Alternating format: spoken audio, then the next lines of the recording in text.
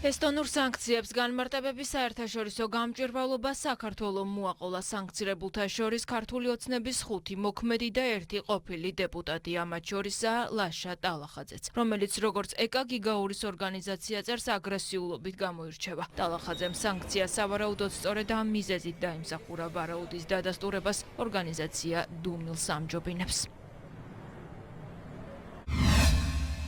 თუმცა ვიდრე ამ განმარტებებს დაწერდა, იქამდე ორგანიზაციამ რეგისტრაციის ადგილი შეიცვალა და ახალ მისამართად სწორედ ესტონეთი აირჩია. ეს კი მმართველი გუნდისთვის იმის დასტურია, რომ ესტონური სანქციები საქართველოში დაიწერა ქართული ოპოზიციის და NGO-ების მიერ საერთაშორისო გამჭვირვალობის ხელმძღვანელობით. Რამდენიმე აგრესიული არის ლაშა ტალახაძე, ჩვენ ყველა ვიხილეთ, როდესაც ერთ-ერთი აქტივისტი მისდევდა და უკანასკნელი სიტყვებით შეურაცხყოფას აყენებდა ამ თასავით და საერთოდ რეაქციაც კი არ მისცა ამაზე. ერთად ხედან, ერთი პარტნიორების ქვეშ ყოფი არასამთავრობო ორგანიზაციები და პოლიტიკური პარტიები, ეგრეთ წოდებული ოპოზიციის აღარ მინდა მაგათ ოპოზიცია უწოდო და ადგენენ რაღაცა სიებს გამოგონილი წარმოუდგენელი ბრალდებები. ირადი შურისძიება თუ რაღაც ტიპის ვენდეტასთან გვაქვს საქმე, იმიტომ ცდილობენ ისეთ ადამიანებს დაარტყან, როგორც ჩვენ არაერთხელ ვახსენეთ, დაარტყან, რომლებსაც აქვთ განსაკუთრებული პატივისცემის სარგებლობენ საზოგადოებაში. ვთქვათ, რომ ეს აღარ არის ქართული ორგანიზაცია, არანაირი გაგებით, იგი დაფუძნებულია გადაიტანის თავისი ორგანიზაცია ესტონეთში, გაქცეოდნენ ქართულ კანონმდებლობას, გამჭვირვალობის კანონმდებლობაზე საუბარი და სხვა ტიპის რეგულაციებს და გასულიყვნენ ქართული საკანონმდებლო ჩარჩოდან, ამ რეგულირების ჩარჩოდან. ოპოზიცია კი ირწმუნება, რომ ესტონეთს მათი კარნახი არ სჭირდება. ამტკიცებენ, რომ ბალტიის ქვეყნებს საქართველოში განვითარებულ მოვლენებზე ინფორმაცია მათივე დიპლომატიური წარმომადგენლებისგან აქვთ.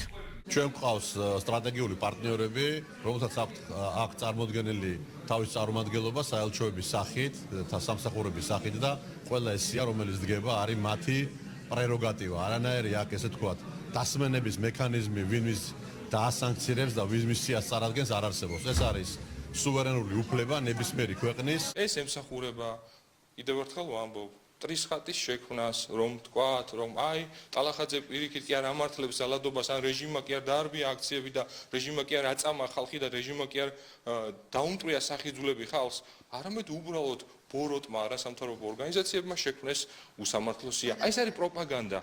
ქართული ოცნებისთვის კი საერთაშორისო გამჭვირვალობა საქართველოს მიერ ჩამოწერილი სასანქციო განმარტებები იმდენად აბსურდულია, რომ მხოლოდ ეგრეთ წოდებული Deep State-ის სურვილს ადასტურებს. საქართველოს ომში ჩართონ. მმართველ გუნდში ეს სანქციებიც მეორე ფრონტის არ გახსნის გამო ერთგვარ სასჯელად აღიქმება. ხალხის ძალაში კი ბალტიის ქვეყნების სურვილები და განცხადებებიც გაიხსენეს. ესტონეთს და ბალტიისპირა ქვეყნებს გამოცხადებული აქვთ უკვე, მათ შორის ევროპულ ქვეყნებს, რომ უკრაინაში მშვიდობა ჩვენ არ გვაწყობსო, იმიტომ რომ მერე ომი ჩვენსკენ წამოვა და ამიტომაც უნდათ საქართველოში მეორე ფრონტი, მათ შორის განსაკუთრებით ბალტიისპირა ქვეყნებს. იმიტომ რომ ხედავენ, რომ უკრაინაში შეიძლება დამთავრდეს ომი და ეხლა რუსეთმა მერე მოიცალოს ბალტიისპირეთისთვის და ჯობია რომ მეორე ფრონტი იყოს საქართველოში, იმიტომ რომ აქეთ გადავიდეს საფრთხე. ამას პირდაპირ გეუბნებიან. იმდენად აბსურდულია ბრალდებები, რომელშიც საერთაშორისო გამჭვირვალება ჩაერთო. რომ ესეც კიდევ ერთ-ერთი ინდიკატორია იმისა, რომ ეს არაფერს რეალობასთან ახლოს არ არის, სამაგიეროდ რაღაცა ესეთი ბოროტი გეგმებია ამის უკან. რასაც ქვია საქართველოს დაჩოქება და საქართველოში გადატრიალების მოხდენა რევოლუციის გზით. ბალტიის ქვეყნებმა სანქციები 2 დღის წინ დააწესეს. ერთ დღეში კი გაირკვა, რომ დასანქცირებულთა სიაც და ეგრეთ წოდებული მიზეზებიც საქართველოდან უკარნახეს.